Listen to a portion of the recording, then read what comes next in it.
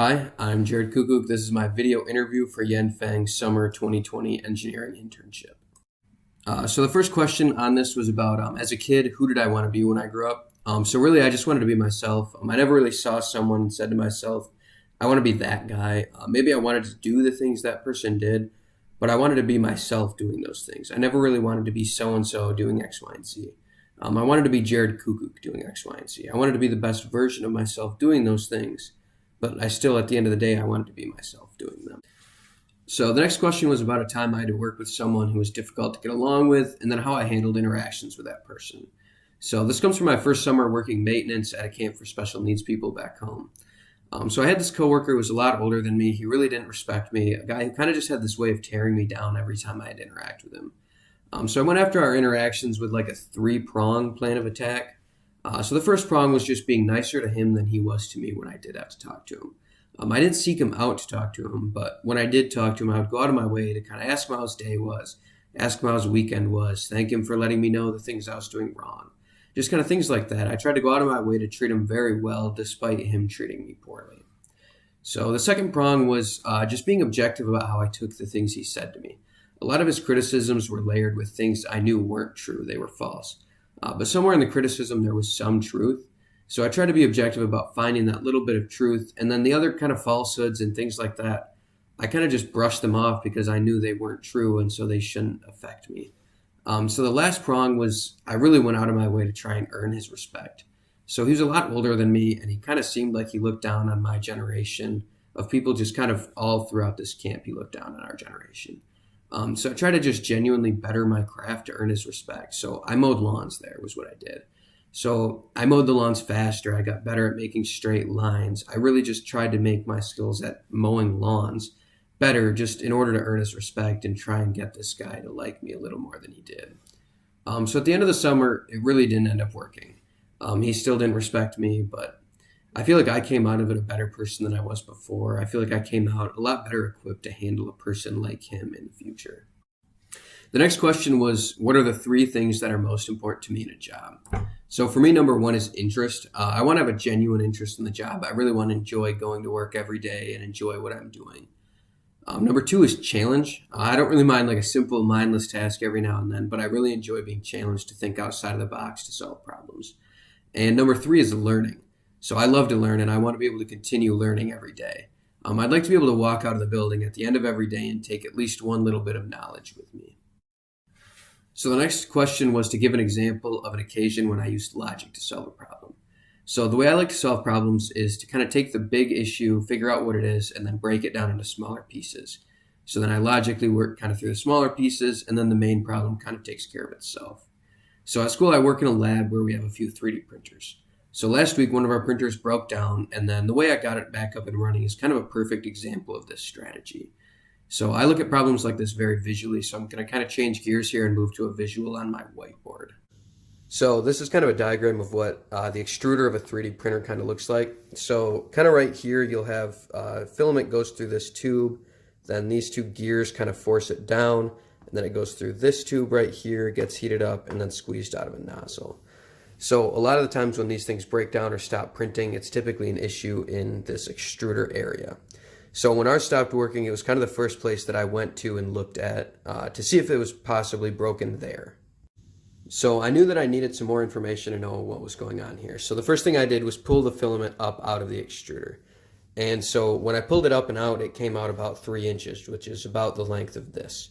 So I was pretty sure that it was getting stuck here or here, probably by some kind of deformity at the end, which typically happens when the nozzle is clogged. So when I also pulled it up, I noticed some necking on the filament, which is kind of this. So when it's stuck, synonymous of a clog, the gears kind of shift and they just kind of eat away at the filament and they make this neck. So I wanted to know more about the gears. So right here, you can kind of open this chamber up and see the gears and what's going on with them. So they were all gummed up and just kind of full of filament, so they really weren't even doing anything to push it down, which just kind of gave me more assurance that it was clogged and that what I was thinking was right. So when you use a cheaper filament, the filament's not as pure as a more expensive one, so you get a lot of particles down at the bottom of the nozzle that just kind of get stuck, and eventually they harden and they lead to a clog. So all of this together, I was pretty sure that I knew what was going on in the system. So the whole time I was working through that, I kind of had that image in my mind of that little diagram. So I hope that was kind of helpful for you to kind of know what was going on in there. So after looking at the problem kind of piece by piece, looking at the filament, the gears, and then what I knew that the cheap filament could do to the nozzle, I was pretty sure I knew what the problem was, why it was happening, and then where it was happening. So I took it apart, took the gears out, cleaned them off, got rid of all the filament from them. And then there's this method of cleaning the inside of the nozzle called a cold pull, where you do this and it kind of gets rid of those particles at the end of it. So I looked that up, I did that, and everything worked, and the printer was back up and running. So just to kind of reiterate all of that and sum it up. So I followed that logical problem solving process. So I identified a problem. I kind of learned more about it by studying the system and what I was seeing. I used that to narrow it down, and then I combined that with some information that I already knew about what the cheap filament could do, and then a little bit of research. So I narrowed that down into a solution, and then I applied that solution, and at the end it was successful and it worked. So the last question on here was about the first thing that I ever designed. So I think a lot of kids built things with Legos when they were younger, and they kind of designed with Legos. I did too, and I don't mean to discount that, because I think that was when I first learned that I really liked to build things and I liked designing things. But I think my design experience really became more meaningful to me over the summer at school. So this was the point when I kind of first started using CAD software, and I was really enjoying using it. So the grad student I worked with down there would kind of give me like a rough sketch of a part, and then I would draw that on SolidWorks and we would print from there. So I kind of worked from there, and I learned just more and more over the course of the summer.